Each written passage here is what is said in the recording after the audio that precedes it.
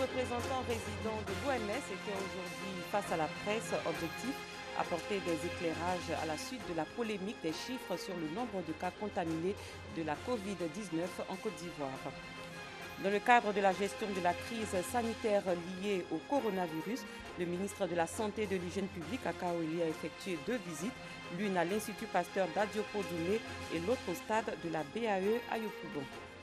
Bonsoir, merci d'être avec nous pour le 19h sur RTI 2. Pour faire face à la pandémie du coronavirus, le préfet d'Abidjan a annoncé que 8 centres de dépistage sont prêts dans le district. Au total, plus de 500 lits seront disponibles. Selon Vincent Tobi, ces lieux de dépistage de la Covid-19 sont des centres de prélèvement et non des centres d'hospitalisation et de confinement. Le préfet d'Abidjan, Vincent Tobi Irié, également président du comité d'urgence de la riposte contre la Covid-19, a animé une conférence de presse en live pour lever un coin de voile sur les mesures de prévention et le plan de riposte sanitaire d'Abidjan. Dans le cadre de la lutte contre le Covid-19, le ministère des Ressources animales et halieutiques a initié des tournées de sensibilisation auprès des acteurs du secteur sous sa tutelle.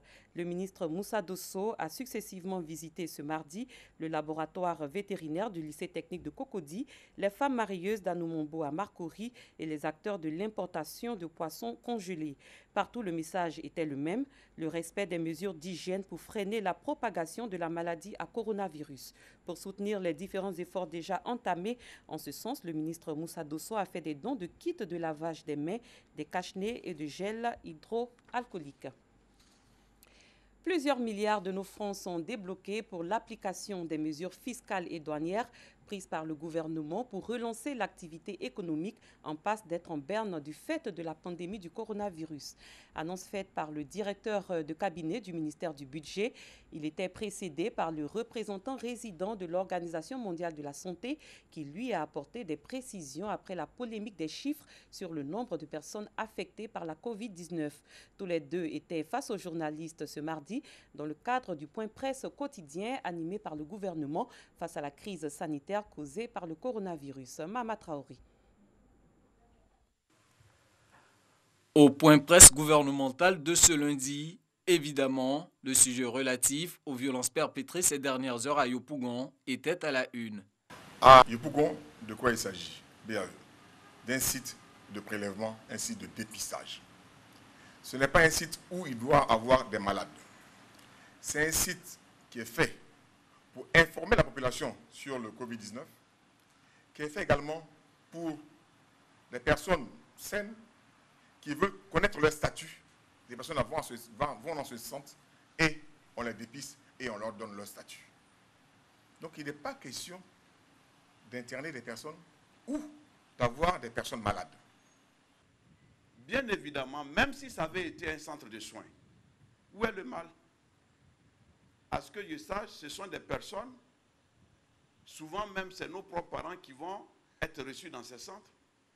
Même si c'était un centre de soins, devrais-je avoir l'occasion de détruire? Il va s'agir pour le gouvernement de réaffirmer son autorité en faisant ce qu'il y a de mieux pour le peuple. Et ces 13 centres sur Abidjan ne sont qu'un début.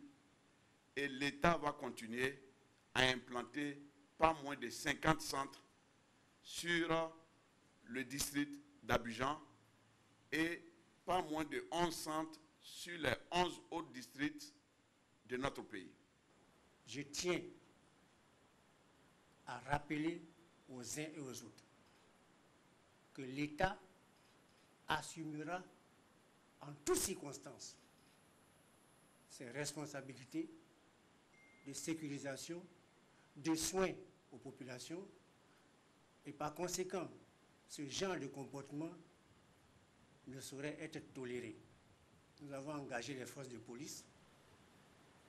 Cette opération s'est soldée par l'interpellation, pour le moment, je dis bien pour le moment, de 21 personnes qui seront présentées devant les juridictions et qui vont pleinement assumer les conséquences de leurs actes.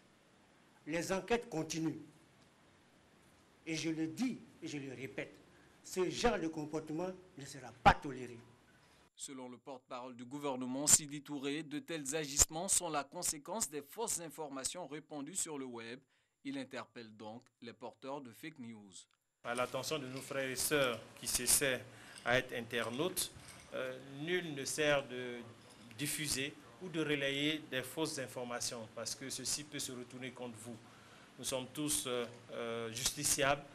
Quand nous relayons des fausses informations, vous pouvez vous attendre tout de même à un retour de bâton par rapport à ce que vous faites parce que vous ne pouvez pas mesurer les effets des fausses informations que vous circulez. Malgré cette crise sanitaire, il faut préserver l'outil de production et garantir les emplois. Dans ce sens, plusieurs actions sont posées par le ministère de l'Emploi et de la Protection sociale.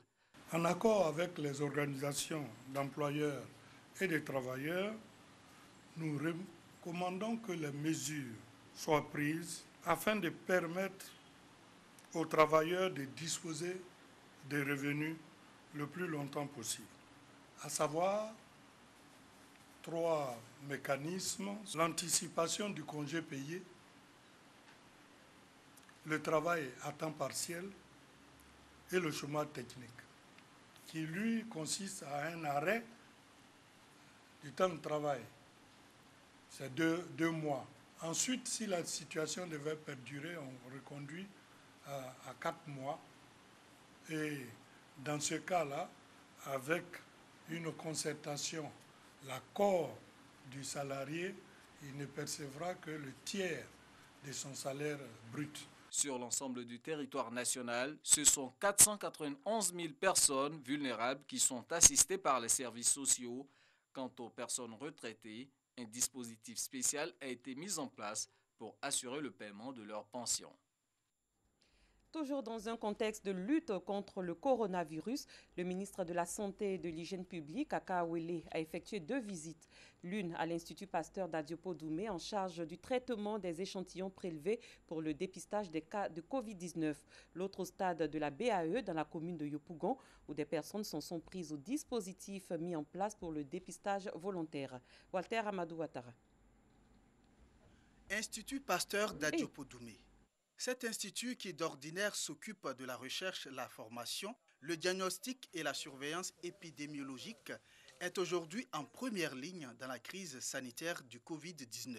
Cet ensemble de laboratoires est en charge du dépistage des cas de Covid-19, d'où la visite du ministre de la Santé et de l'Hygiène publique. Pour rassurer les populations que c'est fait effectivement selon des règles internationales, avec des équipements aux normes internationales, que les diagnostics sont faits.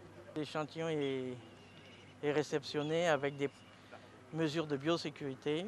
Ensuite, l'échantillon est sorti de ses emballages, encore avec des conditions de biosécurité.